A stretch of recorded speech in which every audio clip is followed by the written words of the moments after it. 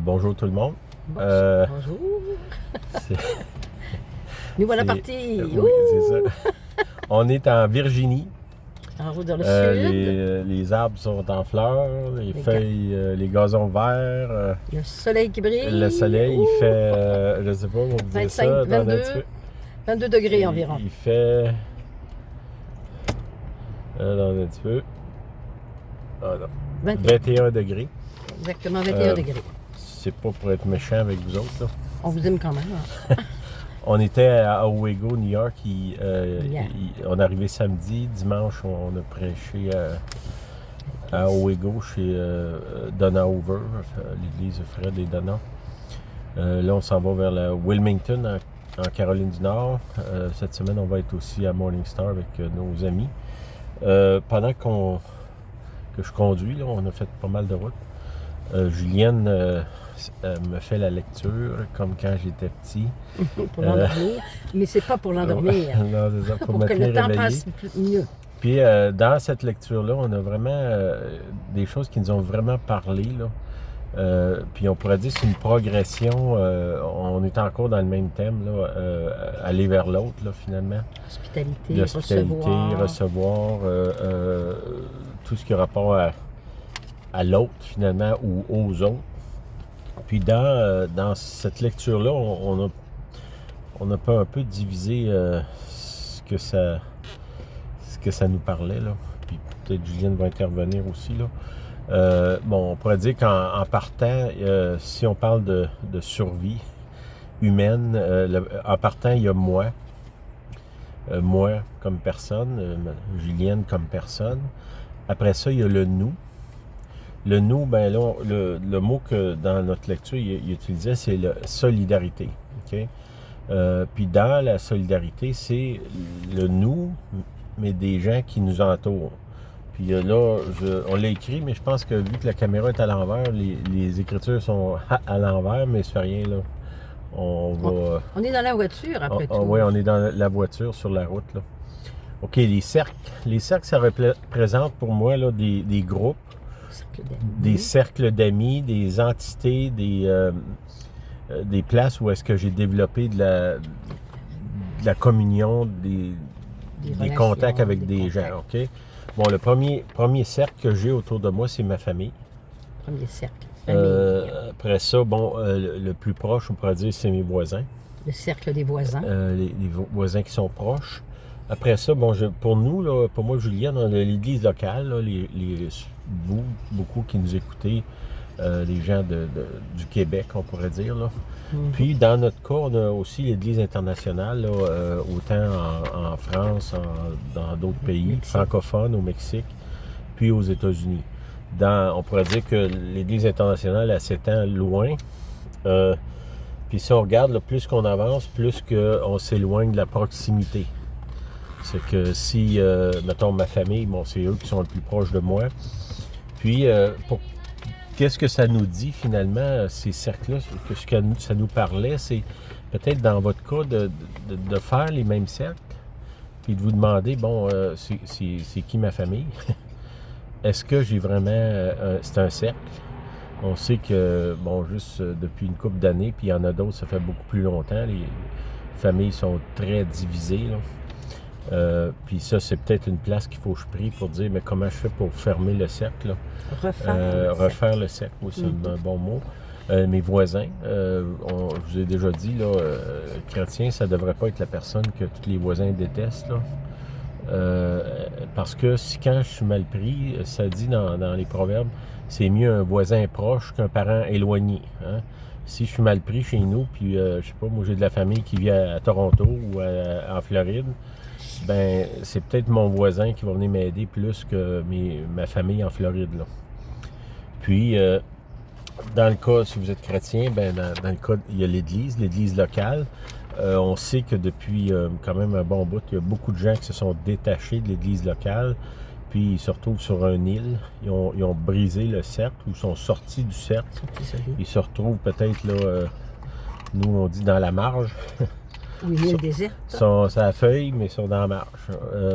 Puis d'autres, ben, comme nous, on a développé des liens à l'extérieur, là, on parle d'Église internationale. Pourquoi c'est important? Je veux dire, si vous suivez les nouvelles, là, on rentre dans une période de crise économique, là, hyperinflation qui est déjà là, qui pourrait amener d'autres conflits, d'autres problèmes. Puis là, c'est là qu'on va avoir besoin les uns des autres. Hein. Ça dit dans la Bible, les gens vous reconnaîtront à l'amour que vous aurez les uns pour les autres. Bon, ça parle du cercle. Hein. Est-ce que j'ai les uns autour de moi? Est-ce que j'ai les autres? Ben, c'est une bonne question. Si je commence à écrire des noms qui sont vraiment d'un cercle, bon, si on parle ici de solidarité, c'est des gens sur qui je peux compter. OK, ça, c'est pas nécessairement les amis Facebook, là. Tu sais, qui fait un petit pouce, là, ou un bonhomme sourire, là, quand que j'écris quelque chose de drôle ou je sais pas quoi, là. C'est vraiment des gens à qui je peux compter, puis l'autre chose qui, eux, peuvent compter sur moi, là. Tu sais, l'idée de dire, ben, je vais appeler le monde juste quand je suis mal pris. Les gens vont peut-être vous aider, mais vous allez être reconnu comme quelqu'un qui vient juste quand il est dans le trouble. Hein? On a ça, nous autres, dans notre vie. Les gens, quand on les voit arriver, on se dit, ah, tiens, ils sont dans le problème. Parce que autrement que ça, ils viennent pas nous voir, ou ils viennent pas vers nous, ou ils viennent pas dans notre cercle. C'est que le cercle, c'est vraiment des gens qui peuvent compter sur moi et sur qui je peux compter. Comme je vous ai dit, les voisins, si on a bâti des relations solides avec les voisins, ça peut être, je sais pas, moi, ils vont venir ramasser la malle quand je suis pas là. On vit à la campagne, ils vont venir souffler ma cour. Moi, je vais aller dépanner chez eux d'une autre façon. Il y a une interaction. De l'entraide. Oui, il y a de l'entraide, puis c'est pas nécessairement qu'à chaque minute que je vais là chez eux, je l'écris, puis j'y fais sentir qu'il me doit 1 heure d'ouvrage. Là. C'est une entraide commune, puis s'il y a un bon groupe, bien, des fois j'aide à un, puis ça revient par un autre. Mais les gens dans ce groupe-là savent que d'une façon ou l'autre, ils peuvent compter sur moi.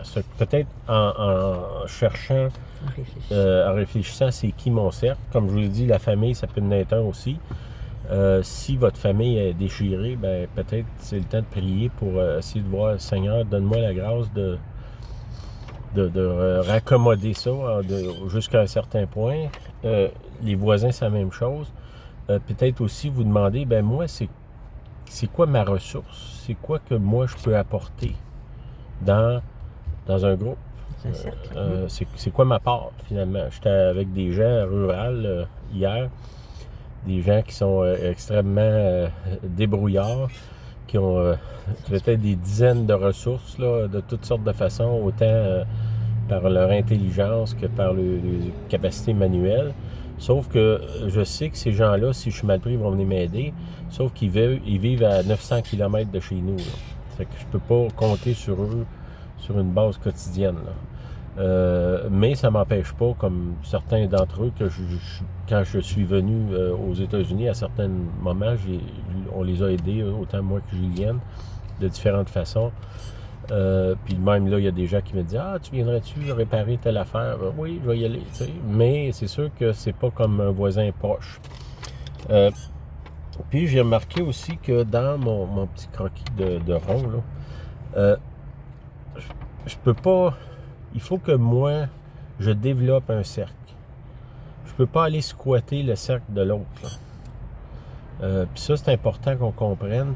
Dire, ben toi, tu as plein d'amis, introduis-moi à tous tes amis, mais moi, je n'ai jamais d'amis ailleurs. Non, et développer des amis, vous, personnellement, ça, c'est important.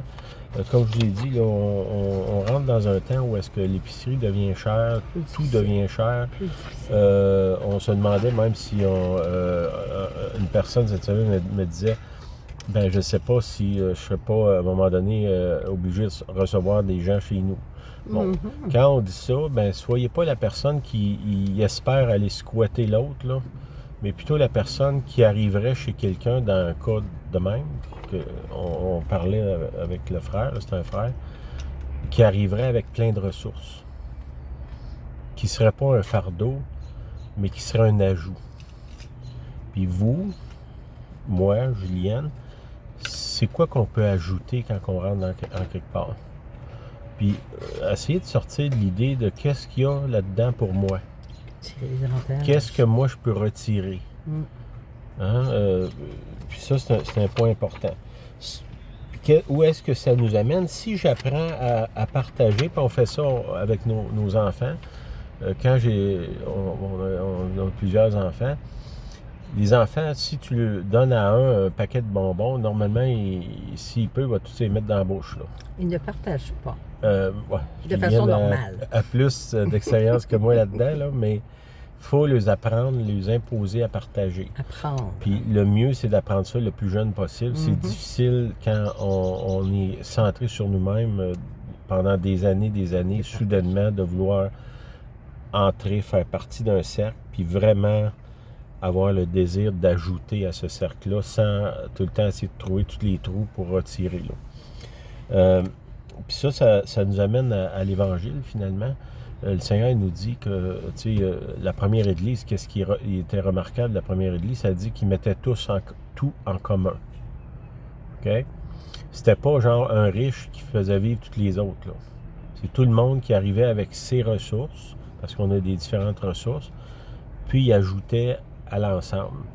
Ça, c'est le premier groupe. Le deuxième groupe, dans le livre qu'on parlait, c'est les gens sur lesquels on a des soucis. OK? Ça veut dire que, je sais pas, moi, je me promène, je vois quelqu'un, ça peut être, mettons, un mendiant sur la route.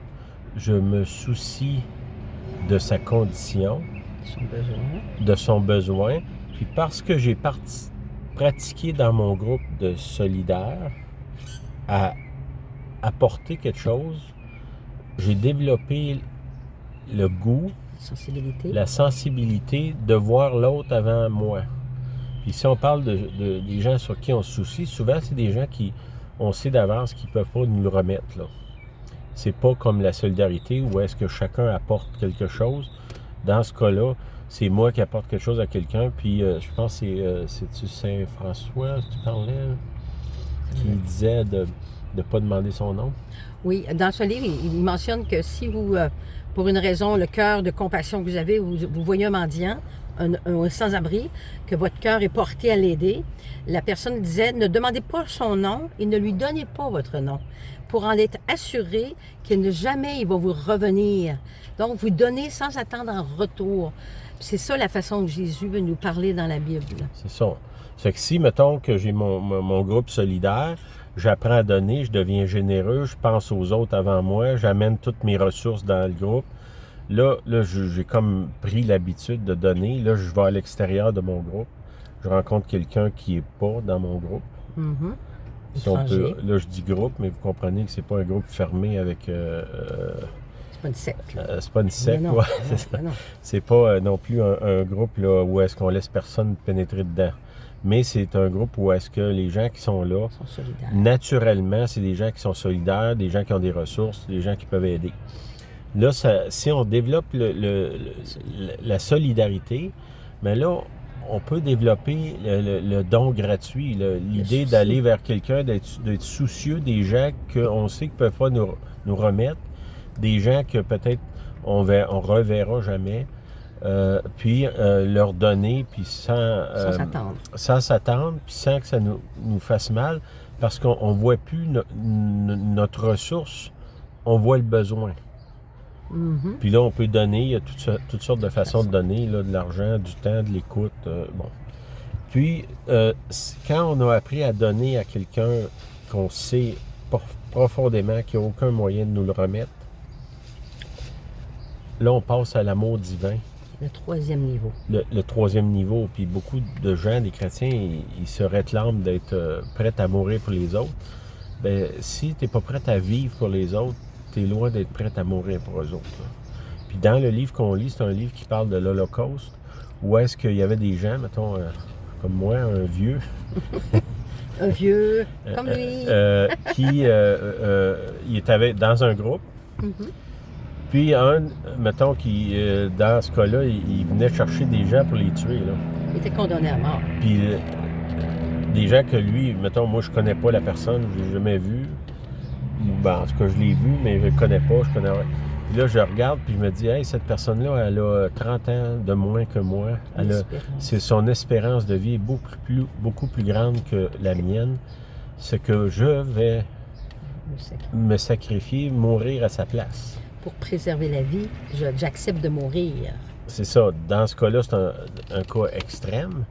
Mais, tu sais, on parle de l'amour de Jésus, c'est un amour extrême. Là. Puis beaucoup de chrétiens se réclament de ce genre d'amour extrême-là. Mais mettons, commençons avec les cercles. Là. Les cercles familial. Le cercle, peut-être, avec le cercle familial. Qu'est-ce que moi, je peux apporter de plus que j'apporte là à ma famille? Ça peut être les voisins, comme je vous dis, là, les gens qui sont proches. L'Église, bon, dans notre cas, nous, l'Église est éparpillée un peu partout. Là. Il y a à Québec, Thetford, à Mégantic, Saint-Éphrem, Sainte-Clotilde, d'autres, Saint-Paul de Montmagny, d'autres qui sont en France, si on peut étirer ça, puis même au Mexique, un peu partout. Il faut qu'on bâtisse un cercle. Ça vous encourage peut-être à former un cercle. À réfléchir là-dessus. Puis que vous deveniez comment je dirais, on dit en anglais, on dit le hub. C'est non, c'est le... Je vais le faire ici, là. Le hub. Le hub, c'est le centre de la roue, là. Dans une roue, il y a le centre. Le centre, c'est que tout converge vers là. Est-ce que moi, je peux être la personne qui est le rassembleur, qu'au travers de moi, les gens vont se rencontrer? Puis même si moi, je fais juste rencontrer les gens dans un groupe, peut-être que ce groupe-là va se détacher de moi, puis moi, je vais aller ailleurs, mais eux vont être capables de communier. On le voit, nous, avec les années, beaucoup de gens qui sont venus dans nos réunions, dans nos conférences, ils se sont rencontrés, ils ont développé des amitiés, ils ont développé des liens, puis qui s'est agrandi, renforcé avec les années. Puis nous, dans le fond, on n'est plus du tout directement impliqués dans ces amitiés-là. C'est que si, mettons, comme là, au mois de juin, on fait une conférence au Camp de l'Arche. Si vous fouillez dans le Facebook, vous allez le voir. Ben, c'est peut-être une occasion d'aller là puis rencontrer des gens. Là, nous, on devient le hub dans... Nous, pas juste moi, mais mettons Mario aussi est dans ça. Puis d'autres aussi qui vont être là. Puis peut-être d'aller vers les gens que vous ne connaissez pas, d'aller vers l'autre.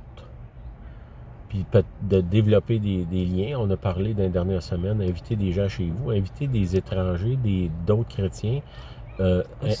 L'hospitalité. Demandez-leur de vous raconter leur histoire, raconter la vôtre. Puis de là, il y a probablement quelque chose d'extraordinaire qui peut sortir. Des liens se tissent.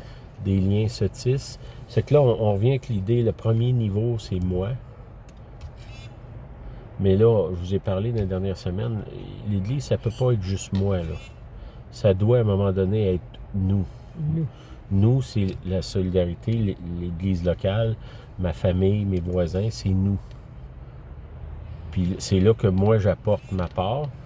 Quand j'ai développé ça, là, je peux étirer mon cœur puis aller vers des gens que je connais pas, qui n'ont pas de ressources, des gens que je sais, il n'y a aucun moyen qui vont pouvoir me remettre les choses, que je vais donner, que je vais les apporter. Peut-être que je ne les reverrai jamais, mais là, ça, c'est l'investissement dans le royaume de Dieu. Là. Quand Jésus dit « Si tu fais ça à l'un de ces petits, c'est à moi que tu le fais », là, il parle de gens qui sont en dehors de mon cercle. Parce que dans le cercle, c'est le groupe que Jésus dit ils vous reconnaîtront à l'amour que vous avez les uns pour les autres. Donc, l'amour, c'est une pratique, c'est une action, hein, c'est un travail. C'est pas juste « Ah, je t'aime, ma chérie, mais je fais rien pour toi. » C'est un travail, c'est une présence, c'est un ajout à l'autre. Okay? Puis ça devrait nous amener à l'amour divin, l'amour de Jésus, qui est un amour-sacrifice. Il a tellement donné il a tellement aimé qu'il a donné. C'est l'amour de Dieu. Là. Il a donné sa vie. Okay? Bon, souvent, on pense donner sa vie, c'est de mourir, là, mais je dirais, je pense que c'est Rick Joyner qui disait le Seigneur peut trouver 1000 personnes qui sont prêtes à mourir pour lui, pour en trouver un seul qui est prêt à vivre pour lui. Ce qu'on nous demande ici, c'est de vivre pour les autres. Puis ça demande des sacrifices, là. Mais je peux pas arriver là si j'ai pas embarqué dans les autres étapes avant, là. T'avais-tu quelque chose à rajouter? Je veux juste ajouter que quand on développe, on travaille à la solidarité dans la famille, par exemple, les voisins, famille, voisins, église, c'est notre cœur qui s'agrandit automatiquement. Et là, à ce moment-là, en sortant de ces cercles, notre sensibilité à l'autre est agrandie énormément. Donc, notre cœur est plus sensible aux besoins de l'autre, le besoin de quelqu'un que je ne connais pas du tout, que je vais être disponible pour aider, en sachant très bien que jamais j'aurai le retour. Donc, c'est pas que j'ai développé une belle sensibilité dans la solidarité, le premier cercle, le nous. C'est de là qu'on va être capable d'être sensible aux étrangers et à l'autre. Un ne va pas avant l'autre. Un exemple qu'on peut dire, on peut pleurer pour les gens en Ukraine. C'est horrible, la guerre. Là. Je suis d'accord avec vous. On peut pleurer pour les gens en Ukraine, alors que notre propre voisin tout proche a une dépression, est dépressif, a besoin. À peine si on lui dit bonjour, et quelquefois on ne connaît pas son nom. Alors voyez-vous, là, il y a un problème ici. Donc, commençons à travailler au moins la solidarité dans nos propres maisons. Et la solidarité, de là, on va se soucier de l'étranger. Et on va goûter à l'amour divin. Amen. Amen. Amen. Seigneur, je te prie Merci. que tu nous aides à être premièrement solidaires, qu'on sorte de notre isolement, que vraiment on fasse les devoirs, Seigneur, de faire le cercle, d'écrire des gens qui sont déjà là, ou de prier pour que des gens s'ajoutent si on est isolé. Puis Seigneur, que cette première étape-là nous amène dans l'amour divin, qui est prêt à mourir ou à vivre pour l'autre. Au nom de Jésus, je te prie. Amen. Amen. On va rencontrer des gens aussi cette semaine. Je vais probablement soit enregistrer des vidéos d'avance ou on va revenir en direct là, plus qu'une fois là, durant la semaine. Mais de toute façon, les vidéos vont être là sur Facebook et sur YouTube dans les prochains jours. C'est que Dieu vous bénisse. Bonne semaine. Que Dieu vous bénisse et merci d'être là. Merci d'être là. On vous aime beaucoup. On vous aime.